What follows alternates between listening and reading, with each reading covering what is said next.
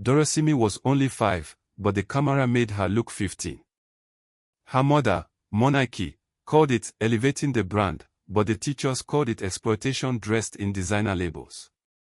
The story opens in a cramped Ibadan apartment converted into a makeshift photo studio. Morenike is meticulously gluing a bone-straight wig onto a squirming Darasimi, who just wants to watch cartoons. Morenike ignores the whimpering, adjusting the ring light and composing the perfect caption about mini-influencer goals.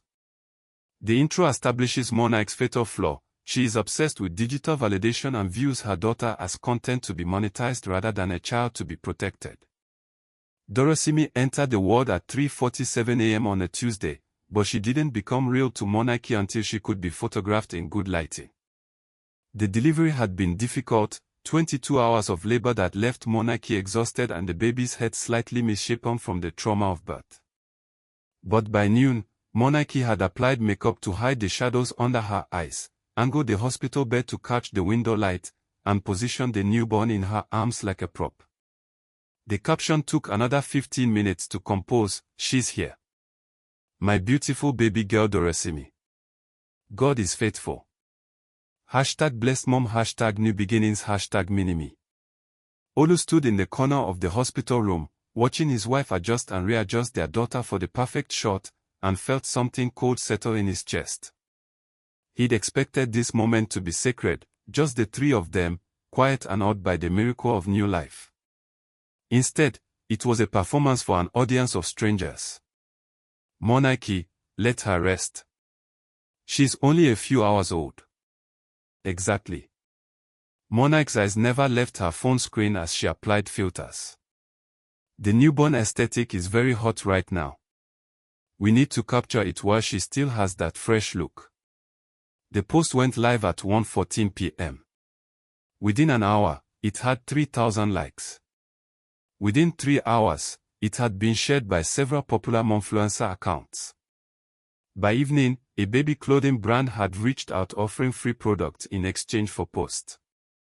Morenike sat in her hospital bed, nursing Darasimi with one hand and scrolling through comments with the other, her face illuminated by the blue glow of validation. Each notification was a hit of dopamine, proof that she mattered, that people saw her. She didn't notice that the baby kept losing her latch because Morenike's attention was elsewhere. She didn't notice Olu packing up their things with mechanical, defeated movements. She didn't notice the first warning sign that her daughter would never just be her daughter, she would always, first and foremost, be content. The numbers kept climbing. And so did the cost, though no one was counting that yet. For the first 2 years, it was manageable. Baby Darasimi wore cute outfits that were still age-appropriate, frilly dresses, headbands with oversized bows, tiny sneakers.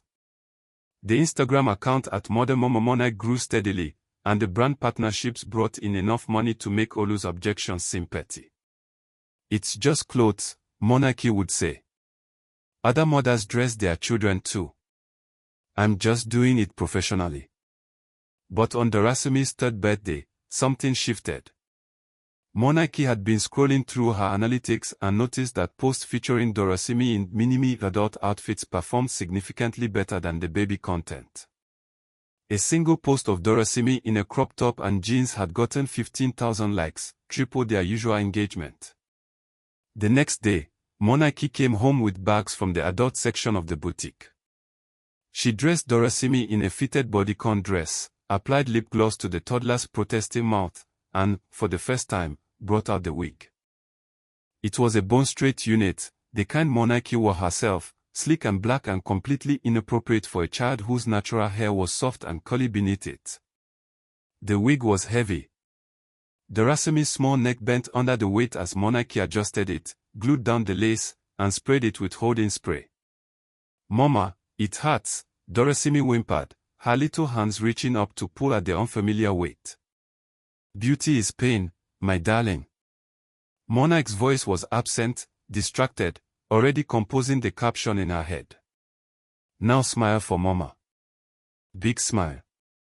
Darasimi tried to smile, but her eyes were confused and sad. The photo Morenike posted showed a child who looked 6 or 7, posed with one hand on her hip in a stance no 3-year-old would naturally adopt.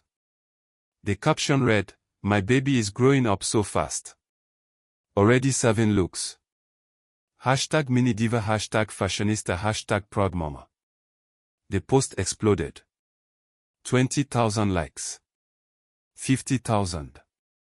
Comments poured in, some praising the outfits, others expressing concern, most just engaging with the spectacle. And with each notification, Morenike felt more certain she'd found her formula. Olu found his daughter that evening, still in the wig, crying softly in her room.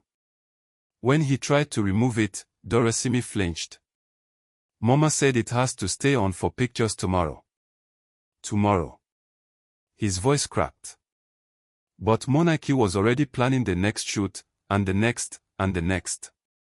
The line between mother and manager had blurred beyond recognition. By the time Darasimi started nursery school at age 4, she had already lived 2 lifetimes, one as a child, one as content. The teachers noticed immediately that something was wrong. She didn't play with the other children during break time. While they chased each other and built sandcastles, Darasimi stood to the side, careful not to mess up her clothes or her hair. When she did interact, it was strange. She spoke in complete sentences, used words like aesthetic and engagement, mimicked adult mannerisms that should have been far beyond her developmental stage. Mrs. Adeyemi, her class teacher, called Morenike in for a meeting after the second week. "Your daughter is struggling to integrate," she began gently. "She seems very focused on her appearance. She asks to check her reflection constantly. She won't participate in messy play. And some of her behavior is concerning." "What behavior?" Morenike's arms were crossed, defensive. "She poses. When we take class photos, she doesn't smile naturally like the other children. She turns her body at an angle, puts her hand on her hip, tilts her head just so. It's very deliberate. Very adult.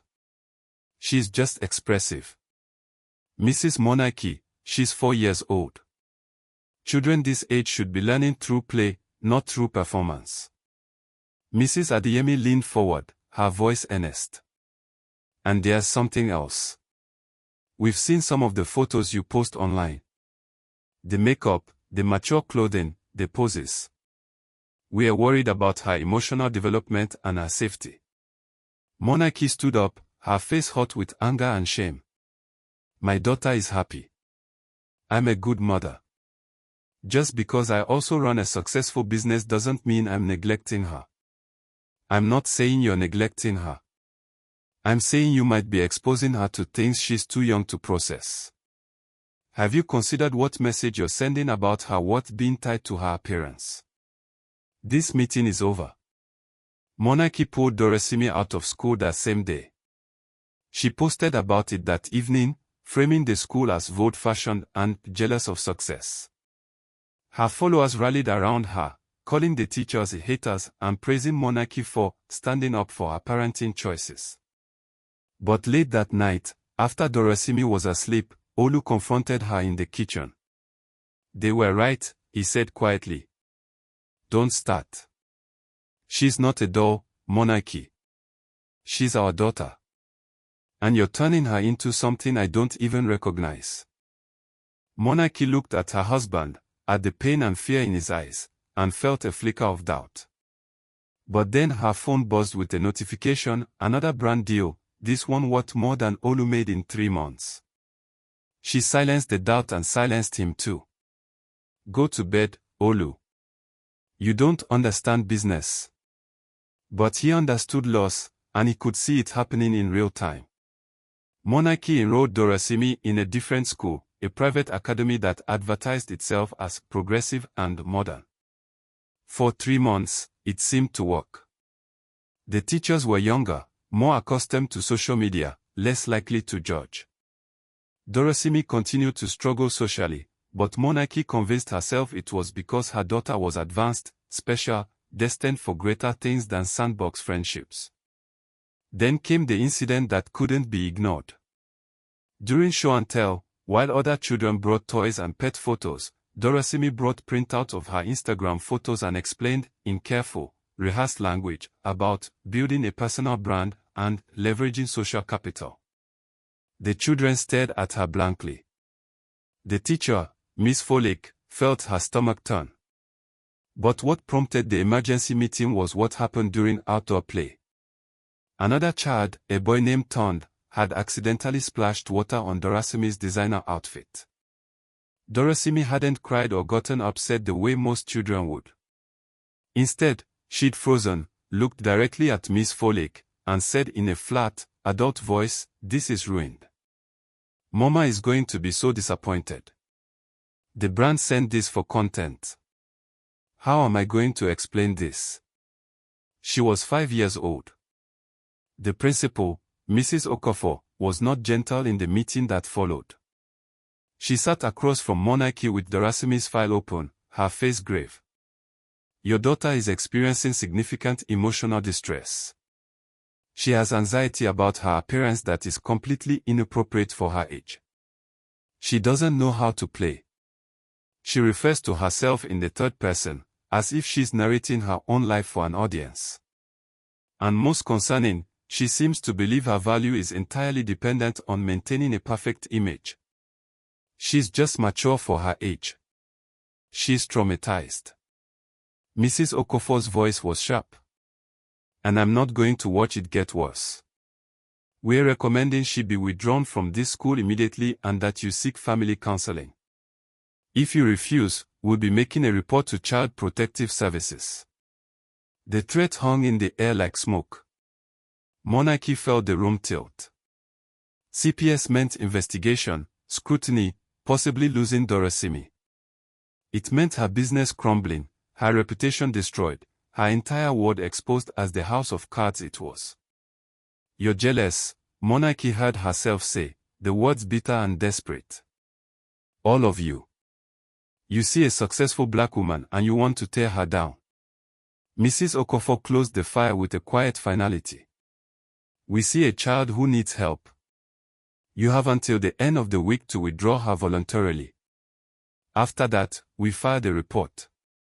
Morenike left with Darasimi's hand gripped too tight in hers, her mind racing. She didn't pull her daughter out of school. Instead, she doubled down, posting a long caption about persecution and standing in your power. Her followers ate it up. But the clock was ticking, and the warning had been given.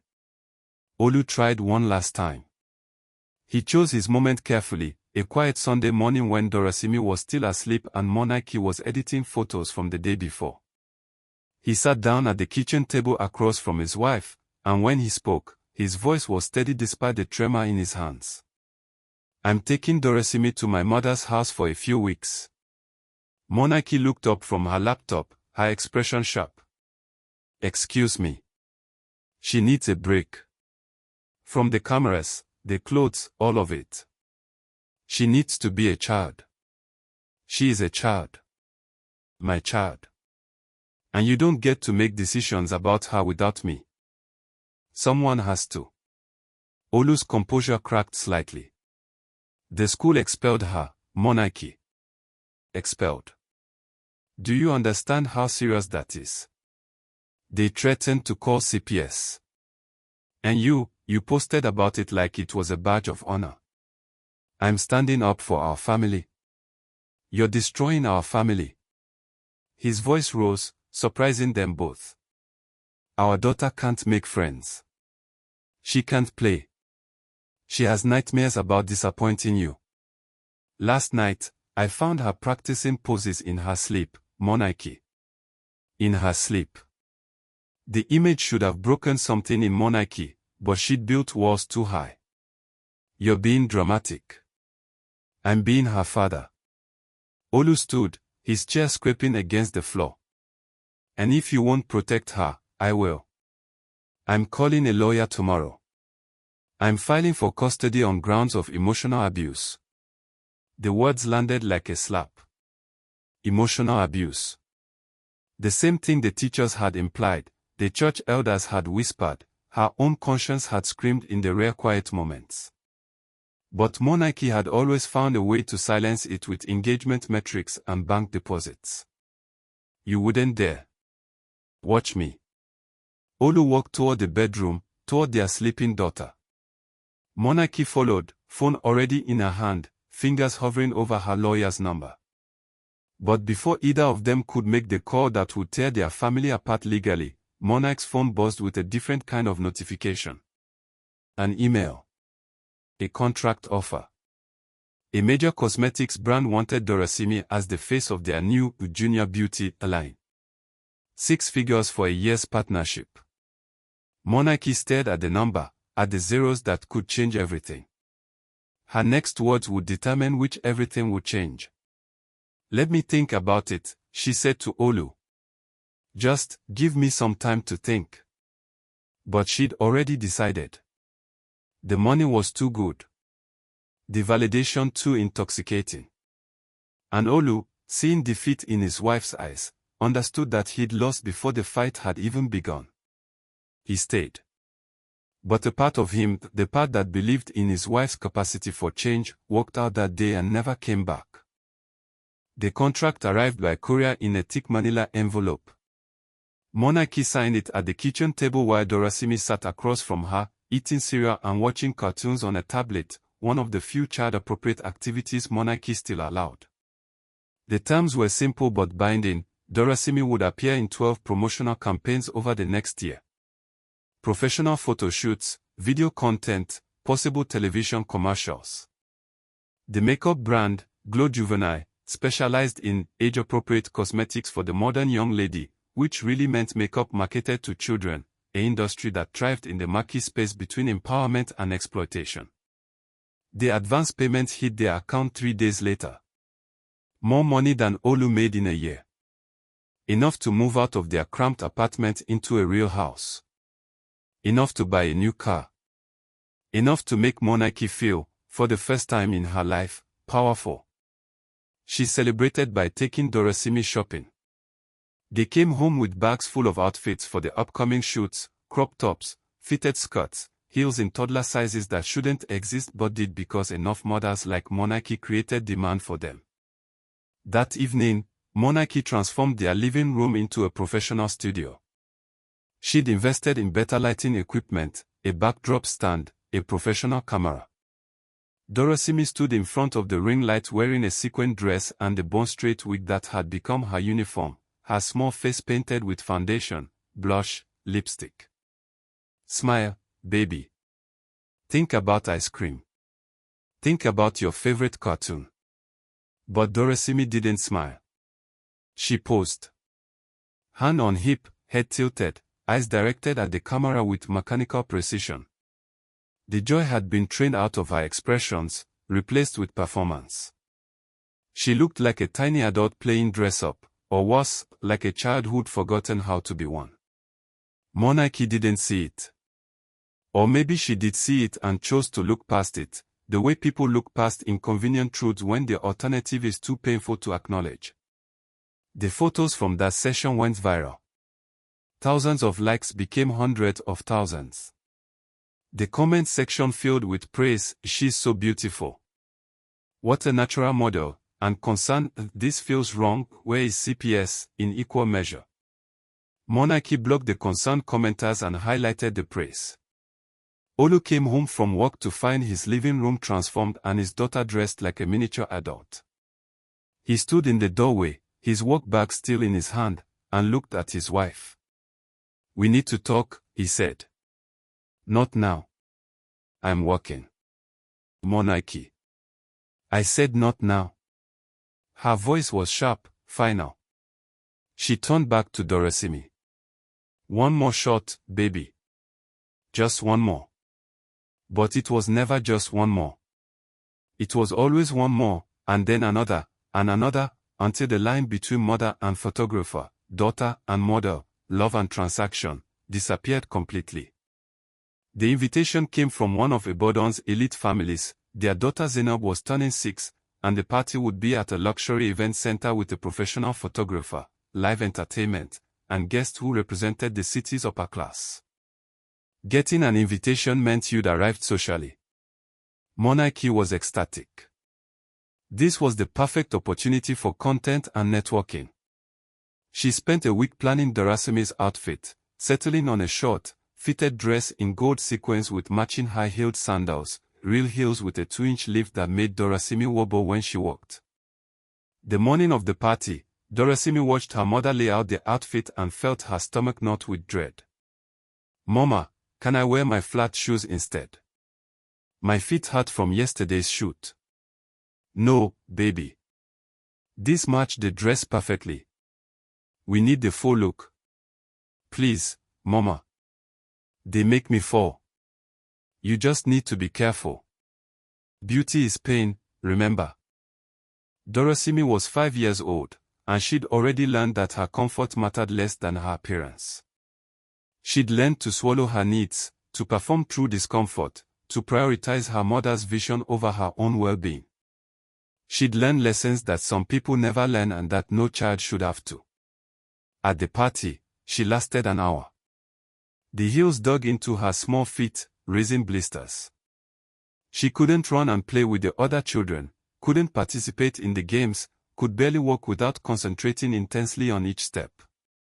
She stood by her mother's side, an accessory rather than a guest, while Morenike networked and took photos. "Mama, please can I sit down? My feet really hurt."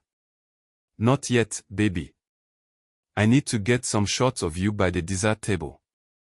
The lighting is perfect there." "Mama, please. Darasimi, stop whining. Other people are looking."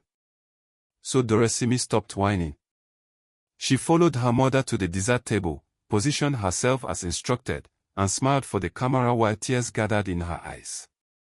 The photo Morenike posted later that day showed a beautiful child in a beautiful dress. It didn't show the pain. Nothing in Morenike's curated world ever showed the pain. But pain, when ignored long enough, finds other ways to make itself known. It happened during the group photo. All the children were called to gather in front of the birthday cake for a picture. Morenike positioned Darasimi in the front row, adjusting her dress, fluffing the wig, making sure she stood out. "Remember, baby, smile big. This is going on my stories." Darasimi nodded, her feet throbbing, her head aching from the weight of the wig, her small body exhausted from hours of performing. She took her place among the other children, most of whom wore comfortable party clothes and sensible shoes. The photographer counted down. 3, 2, 1. Darasimi shifted her weight to ease the pressure on her blistered feet. Her heel, already unstable on a child's unsteady ankle, bent sideways. She felt herself tilting, reached out for something to grab, found only air. She fell hard. Her head hit the tile floor with a crack that silenced the entire room. The wig flew off, revealing her real hair, matted and sweaty beneath. Her arm twisted beneath her body at an angle that made the adults gasp. For a moment, there was no sound. Then Darasimi started to scream, not the performed cry of a child acting upset, but the raw, animal sound of real pain. Morenike stood frozen, her phone still raised, the camera app still open. In that terrible moment, she saw her daughter, really saw her, not as content but as a child, broken and bleeding on the floor, surrounded by strangers. The other mothers rushed forward. Someone called for ice. Someone else called an ambulance. Zainab's mother knelt beside Darasimi, her face pale with shock, and looked up at Morenike with an expression that held judgment and pity in equal measure. "What were you thinking, putting a child in heels?" Morenike couldn't answer. She finally moved, dropping to her knees beside her daughter, reaching for her with shaking hands. But when she touched Darasimi's shoulder, the child flinched away, still screaming, and in that flinch was a lifetime of accumulated pain. The ambulance came. The diagnosis was a concussion and a fractured arm. But the doctor who treated Darasimi noted other things in his report: signs of chronic stress, emotional dysregulation, possible developmental delays related to prolonged exposure to adult expectations. In the hospital room, while Darasimi slept fitfully with her arm in a cast, Olu stood by the window and finally said what he'd been holding back for years. This ends now. Or I take her and you never see her again. And Morenike, looking at her daughter's small, broken body, understood that she'd run out of chances. Morenike came home from the hospital to an apartment that suddenly felt like a crime scene. The ring lights, the backdrops, the racks of adult-sized clothing in toddler proportions, all of it looked obscene in the harsh light of what had happened. She started in Darasimi's room. Every wig went into a trash bag. Every pair of heels, every crop top, every piece of makeup, every accessory that had nothing to do with childhood and everything to do with performance. She walked through the night, crying, her hands shaking, the sound of Darasimi's score hitting the floor playing on loop in her mind. Olu found her at dawn, surrounded by garbage bags full of evidence. "I'm deleting the account," she said, her voice hoarse. "All of it. The Instagram, the partnerships, everything." Morenike. "I almost killed her." She looked up at her husband with eyes that had finally, horribly, opened. "For likes. For money. For people I've never met to tell me I'm doing a good job. I almost killed our daughter." Olu knelt beside her, and for the first time in months, they held each other while they cried. The next morning, at Morenike, the account with 500,000 followers, the account that had brought in thousands of dollars, the account that had consumed their lives, was deleted. The brand deals were cancelled, the contracts broken. Morenike sent apologies and explanations, accepting that she'd have to pay penalties, that her reputation in the influencer world was destroyed. She didn't care. She'd finally remembered what mattered. When Darasimi came home from the hospital 3 days later, she found her room transformed. The ring light was gone. Her regular toys were back. Her clothes were comfortable, age-appropriate. And most importantly, the camera was nowhere to be seen. "Mama," she said, her voice small and uncertain. Morenike knelt in front of her daughter, careful of the cast, and took her small hands. "No more pictures, baby. No more dressing up. No more performing. From now on, you just get to be Darasimi. Just my daughter. Is that okay?" Darasimi's face crumpled, and she cried in a way she hadn't been allowed to cry in years, messy, unfiltered, real. Morenike held her and cried too, mourning the childhood she'd stolen and praying it wasn't too late to give some of it back. But late that night, after Darasimi was asleep and the apartment was quiet, Morenike's phone buzzed with a notification from an email address she didn't recognize. The subject line read, "I've been watching." And inside the email was a photo, Darasimi at the birthday party, taking moments before she fell. But it wasn't from Morenike's camera. Someone else had been watching. Someone else had been collecting. And the digital footprint Morenike had spent years creating had led them right to her daughter's door. The email contained 12 attachments.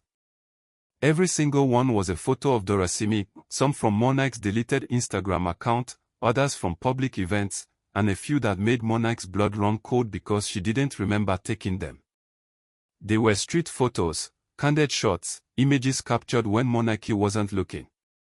The message was brief: "She's special. I've been following her journey.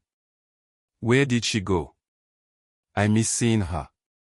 Morenike's hands shook so violently she almost dropped the phone. She woke Olu, showed him the email, watched his face go grey. "How long has this been happening?" he asked. "I don't know. I never thought." Her voice broke.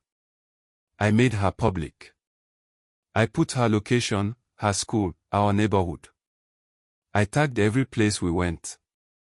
Oh God, I drew a map for monsters." They called the police that night. The officer who came was sympathetic but blunt. The email was concerning but not technically legal. No direct threats had been made. The photos were all from public sources.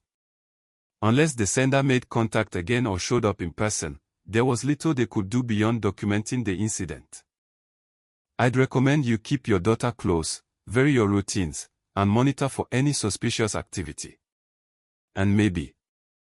The officer looked at Morenike with something between pity and judgment. Reconsider putting children on the internet. After he left, Morenike sat in the dark living room, staring at her phone, understanding with terrible clarity what she'd done. She'd commodified her daughter's childhood, and in doing so, she'd advertised her to the worst people in the world. Every post, every photo, every tagged location had been a beacon saying, "Here she is, here's what she looks like, here's where you can find her." The account was deleted now, but the internet is forever. Those images existed in screenshots, in saves, in the dark corners where people who shouldn't be looking at children collected trophies. In a small house across a boardon, a man sat in front of multiple computer screens, watching surveillance footage he'd carefully compiled. He'd been following Darasimi since she was 3, when the algorithm had first pushed one of Morenike's posts to his feed. He'd watched her grow, documented her schedule, learned the family's patterns. The accident had disrupted his plans. The account deletion had annoyed him. But he was patient.